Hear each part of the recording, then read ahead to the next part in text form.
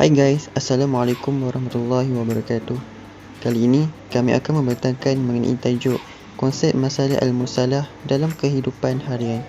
Disediakan untuk Ustazah Atikah dan Ustazah Fajrah. Disediakan oleh Luqman Al-Hakim Bindin di Hashu 200050433, Daniel Firdaus bin Azman di Hashu 200025544, Muhammad Amir Usra bin Ismail di Hashu 200255576, dan akhir sekali Muhammad Hafiz Wafi bin Azmi di Hashu 2002464.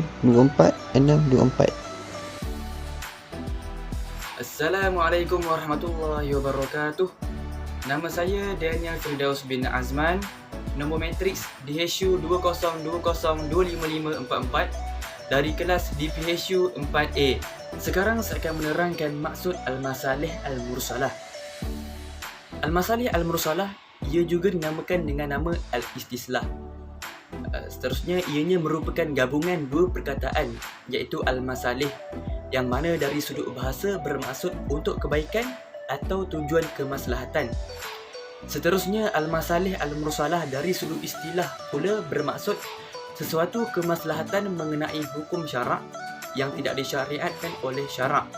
Juga tidak ada dalil syarak menunjukkan ada atau tiada hukum tertentu. Assalamualaikum warahmatullahi wabarakatuh. Nama saya Luqman Al-Hakim Binding dari kelas DPHU 4A. Nombor matriks di Hashu 200255433. Saya akan menjelaskan mengenai jenis-jenis masalah al-mursalah. Yang pertama ialah maslahah duriyah. Masalah duriyah ni masalah yang merupakan keperluan asasi. Maslahah duriyah ialah maslahah yang mempunyai 5 perkara yang menjadi asas kepada masalah itu sendiri, iaitu maslahah agama, iaitu memelihara agama, memelihara diri, memelihara akal, memelihara keturunan dan memelihara harta.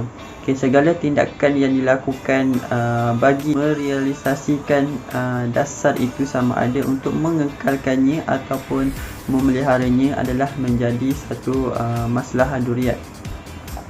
Begitulah tindakan mengawal dan menentang segala nasihat yang boleh dihapuskan. Maslahah yang 5 ini adalah juga dikategorikan sebagai maslahah duriyat kerana jaminan bagi kehidupan manusia itu sendiri sebenarnya sama dia untuk meneruskan kehidupan di dunia ini ataupun untuk mencapai kebahagiaan di akhirat adalah bergantung kepada sejauh mana maslahah duriyat itu dijaga dan dikawal. Seandainya luput kelima-lima maslahah tersebut daripada seseorang, maka bererti terputuslah amalan seseorang itu untuk mencapai kehidupan di dunia dan kebahagiaan di akhirat.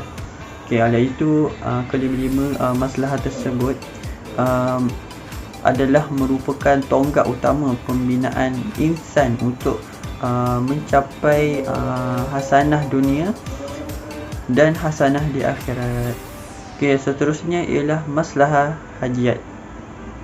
Maslahah hajiat ni hadiah iaitu maslahah yang dianggap sebagai keperluan bagi mengelakkan kerumitan. Maslahah hajiat ialah maslahah yang diperlukan untuk memberi kemudahan serta meringankan umat melaksanakan kewajipan. Kata Al-Shatibi, tanpa kemudahan seperti ini kehidupan manusia menjadi susah, tetapi tidak sampai ke peringkat musnah. Tetapi bukanlah untuk meringankan kesemua kesukaran yang ada. Ia hanya ditujukan kepada kesukaran yang jarang-jarang yang berlaku. Sementara bagi kesukaran yang sering berlaku, maka tidak ada sebab untuk diringankan, seperti kesukaran yang terdapat dalam ibadah puasa dan haji, kerana ibadat ini walaupun sukar untuk mengerjakannya, tetapi boleh dilakukan oleh manusia secara berterusan. Kesukaran yang jarang-jarang berlaku ni ialah kesukaran yang berat, tidak mampu tidak mampu bagi manusia melakukan tidak mampu bagi manusia melakukannya, lebih-lebih lagi dilakukan secara berterusan ataupun berpanjangan. Perkara seperti ini ditaklifkan secara berterusan akan menyebabkan kehilangan jiwa ataupun harta, ataupun tidak berdaya langsung untuk melaksanakannya. Sebagai contoh lain, seperti berjihad di jalan Allah Subhanahu Wa Taala adalah sesuatu tugas yang berat. Sekiranya difardukan ke atas ke semua orang Islam. Oleh kerana itu, syarat meringankan kewajipan itu untuk menjadikan sebagai fardu kifayah. Akhir sekali ialah maslahah tahsiniyah. Adalah maslahah yang dilakukan untuk memperelokkan keadaan individu dan masyarakat sejajar dengan nilai-nilai adab bagi menjaga maruah manusia. Katanya Al-Ghazali, ia bukan satu kepentingan asas dan bukan juga keperluan biasa, tetapi lebih bersifat kemudahan yang boleh membantu ke arah pencapaian tahap kehidupan yang lebih baik. Sekiranya nilai ini luput, maka akan hilanglah kesempurnaan akal dan keelokan manusia sebagai insan. Walaupun masalah ini tidak setara dengan daruriyat dan ajiat, kerana kemungkinan dengan ketiadaannya pada insan tidak akan merosakkan pembangunan kemanusiaan atau mencacatkan keamanan atau menyebabkan manusia ni menjadi susah. Tetapi ianya tetap menjadi asas bagi bagi melengkapkan kedua-dua masalah ni, umpamanya menjaga adab dan tingkah laku. Perkara ini semua adalah masalah yang penting bagi membolehkan umat Islam memperlihatkan nilai-nilai hidup yang sewajarnya sebagai seorang muslim dan muslimah yang dihormati dan diridai oleh Allah Subhanahu Wa Taala.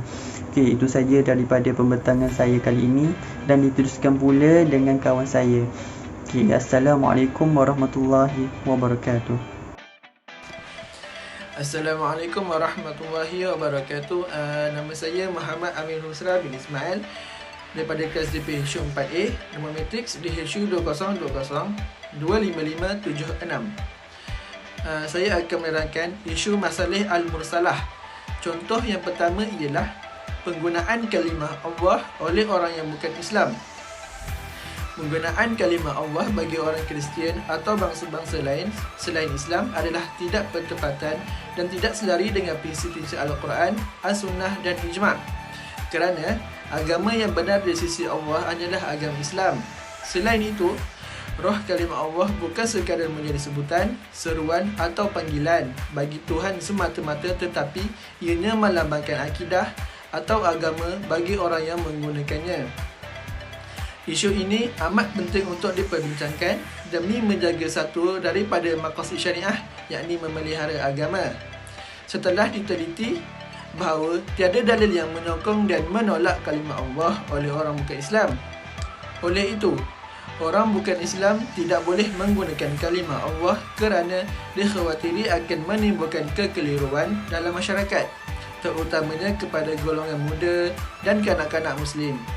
Contohnya, apabila mereka membaca terjemahan kitab Bible terbitan bahasa Inggeris, iaitu Aku adalah anak Allah atau Damai sejahtera bagi Allah, mereka akan menganggap kalimah Allah di dalam agama-agama lain sama seperti dengan kalimah Allah yang digunakan oleh kita, yakni umat Islam. Hal ini ternyata memberi kesan kepada pemikiran yang mungkin akan terpesong. Contoh yang kedua pula ialah bayi tabung uji, yakni pada tahun 2011. Seperti yang kita tahu, salah satu faktor perkahwinan adalah untuk mempunyai zuriat atau keturunan sendiri.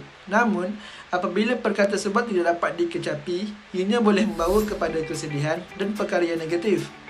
Oleh yang demikian, dengan menggunakan kaedah bayi tabung uji, ianya boleh mencapai faktor perkahwinan itu. Bayi tabung uji ialah percantuman benih di antara lelaki dan perempuan yang bukan secara persetubuhan normal. setelah dikaji, isu ini tidak mempunyai dalil daripada nas-nas Al-Quran dan As-Sunnah yang melarang atau menyokong kaedah bayi tabung uji tersebut. Para ulama juga yang berpendapat bahawa mensenyawakan telur isteri dengan sperma suami tanpa ada sedikit syak pun kemungkinan ia akan bercampur dengan sperma lelaki lain adalah harus hukumnya dan mensabitkan nasab anak yang bakal dilahirkan. Jadi kat sini, kaedah ini bersesuaian dengan satu daripada maqasid syariah, iaitu memelihara keturunan. Masalah mursalah daripada kaedah ini adalah dapat memperolehi zuriat walaupun si isteri tidak boleh memperolehi anak secara semula jadi, iaitu melakukan hubungan kelamin suami isteri yang sah. Selain itu, kaedah ini juga boleh mengelakkan si suami daripada melakukan zina semata-mata untuk mendapatkan anak. Sekian saja itu daripada saya. Allahu a'lam. Assalamualaikum warahmatullahi wabarakatuh. Saya Muhammad Hafiz Wafi bin Azmi. Nombor kami DHSU 2020-2464 dari kelas TPHSU 4A akan membentangkan penggunaan masalah al-mursalah dalam mazhab Hanafi. Baiklah, Imam Hanafi tidak begitu menunjukkan penggunaan masalah al-mursalah dalam menyelesaikan sesuatu masalah. Hal ini dapat dilihat dalam kata-kata Imam Hanafi, iaitu beliau akan merujuk Al-Quran dalam menyelesaikan sesuatu masalah. Apabila tiada di dalam Al-Quran, beliau akan mencari di dalam hadis-hadis Rasulullah. Apabila masalah itu tiada dalam sumber penundangan yang utama, beliau akan mengambil qaul sahabi atau ijtihad sahabat. Setelah itu, beliau akan berijtihad sendiri bagi menyelesaikan masalah tersebut. Hal ini tidak bermakna Imam Hanafi tidak mengambil masalah al-mursalah, kerana ada yang mendakwa beliau akan mengambil kira tempat sekeliling beliau, iaitu dari segi masa, keadaan ketika itu sebelum berijtihad. Perkara ini dilakukan oleh Imam Hanafi bagi memastikan pengijtihadan beliau membawa kebaikan kepada orang awam di tempat tersebut dan menolak kemudaratan bagi mereka. Penggunaan masalah al-mursalah dalam mazhab Hanafi dapat kita lihat pada masalah yang berkaitan dengan taubat seorang zindik selepas dinyatakan hukuman ke atas mereka. Dalam masalah ini, sekiranya perbuatan zindik itu sememangnya diketahui dengan jelas, maka mereka akan diberi nasihat untuk bertaubat. Apabila mereka tidak mahu bertaubat, hukuman yang dikenakan adalah bunuh. Pada kebiasaannya, mereka yang bertaubat selepas disabitkan hukuman akan dilepaskan dan dikenakan ta'zir kerana mereka telah bertaubat. Namun, pada Imam Hanafi, selepas hukuman itu disabitkan dan mereka bertaubat, maka taubat mereka tidak diterima dan hukuman bunuh tetap dilaksanakan. Hal ini demikian kerana kemungkinan mereka yang bertaubat selepas pensabitan hukuman adalah bertujuan untuk melepaskan diri dari hukum. Imam Hanafi mengeluarkan hukum tersebut melalui penggunaan istihsan. Dan secara tidak langsung ia juga dapat menjaga agama daripada dipersendakan. Perkara inilah yang dikatakan penggunaan masalah al-mursalah sama seperti istihsan. Baiklah, itu saja perkataan daripada saya. Sekarang saya akan serahkan kepada Daniel Firdaus bin Azman untuk membuat kesimpulan bagi tajuk pembentangan kami. Akhir sekali, kesimpulannya ialah peranan masalah al-mursalah dalam menetapkan hukum sesuatu adalah penting, walaupun seperti apa yang kita ketahui, masalah al-mursalah juga termasuk dalam salah satu hukum yang tidak disepakati. Akan tetapi, pada masa yang sama, hukum yang telah ditetapkan melalui kaedah ini masih lagi diterima pakai dalam keadaan tertentu. Masalah al-mursalah amat diperlukan dalam menetapkan sesuatu hukum, kerana tidak semua hukum tertulis atau tercatat dalam kitab Allah Subhanahu Wa Taala. Melalui kaedah ini, hukum dapat ditetapkan mengikut piawaian semasa dalam konteks masyarakat hari ini. Baiklah, itu saja pembentangan daripada kami. Sekian, wabillahi taufiq wal hidayah. Assalamualaikum warahmatullahi wabarakatuh.